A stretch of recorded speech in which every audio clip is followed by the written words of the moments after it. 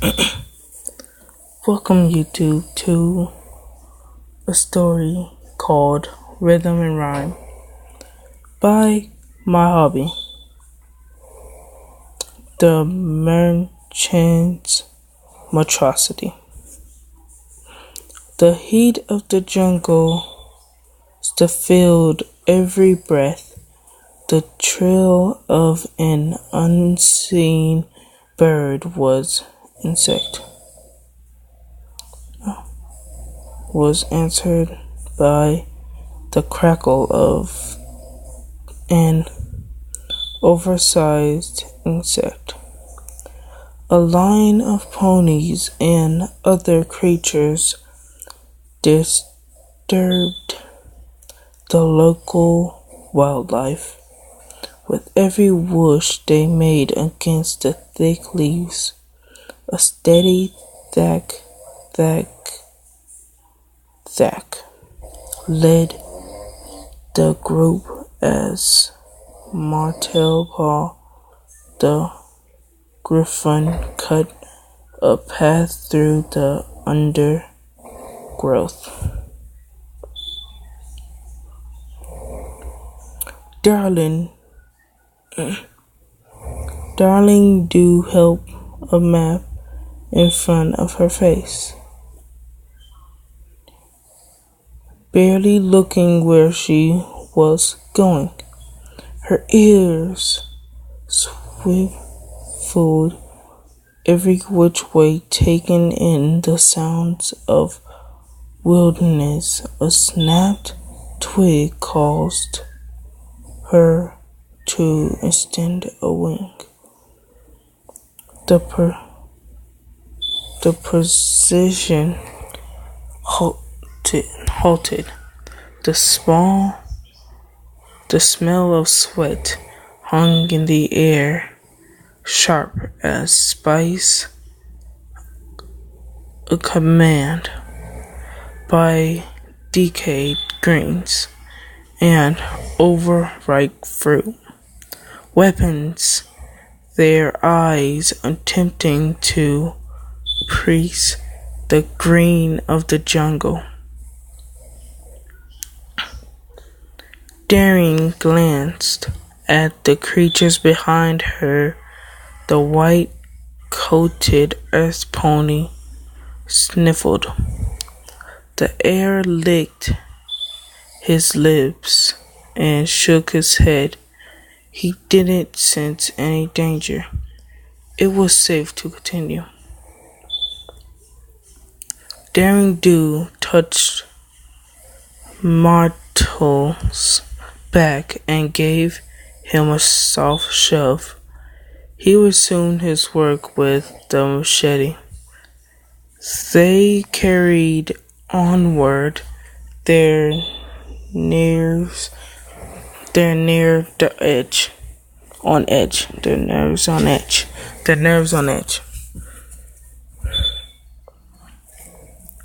She tapped the map. They were close to one of the landmarks. A boundary pillar made from carved stone blocks. With luck, it would still be solid enough to use as a reference point. With bad luck, it would have to dissolve into mud over 2 million ago.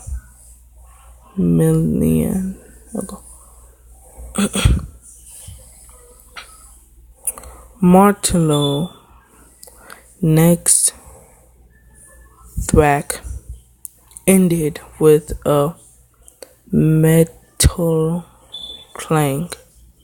He pulled his machete back to reveal stone. Not the natural formation, he said. It's carved possibly with iron tools. He leaned closer and peered through a crack between 2 blocks. With how well the tolerance hold after all of these years? This is the work of experienced stone carvers. A swarm of winged soldiers crawled from the stonework.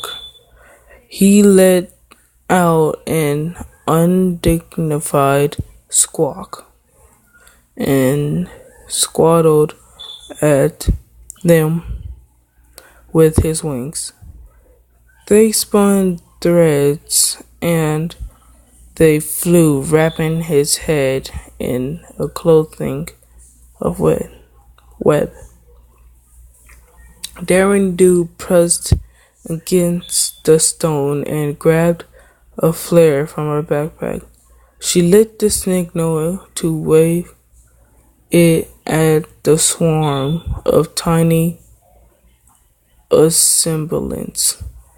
They scattered into the trees, their fuzzy legs dangling from flattened bodies. Freaking sis. Daring Do squealed. The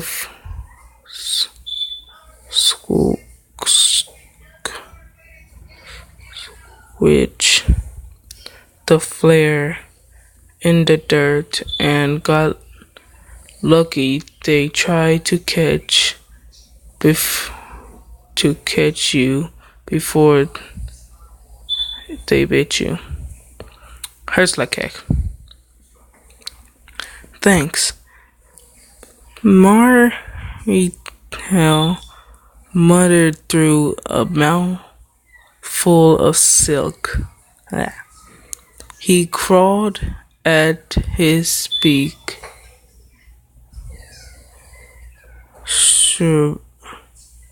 surrendering all the while.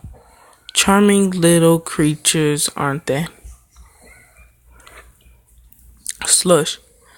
Daring Do cupped her chin and looked up at the pillars. At the pillar. It rose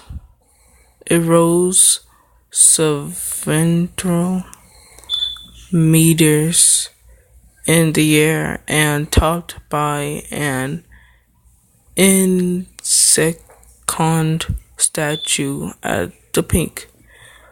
Let's get this thing cleared off. I want somebody in the trees.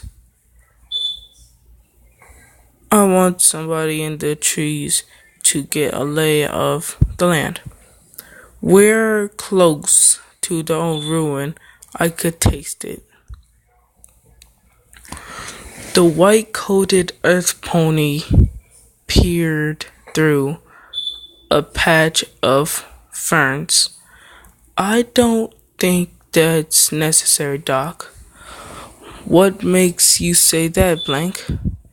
Daring Do came alongside him and pulled the soft leaves aside. Never mind. A valley stretched out before them, filled to the brim with accent trees and giant roots. Above the branches, a pyramid stood tall and proud, its stone covered in vines and centerings of erosion. From where she stood, Daring could see a stairway leading to a wide door set into the side of a structure. Nice. Daring pulled off her pith helmet and and brushes the dampness out of her mane. Looks like the map was right. On the money, does it feel like home yet? Blanky Blank struggled. Can't say I've ever been here before, Doc. I expected some sort of cross central deja vu with the animal tools eaters. Daring led a hoof across his back. Wanna take a closer look? Definitely. Daring Do marched back to the pillar and stood in the center of the group. Alright, peeps, we're setting up territory camp here, while a small team of entered the ruins.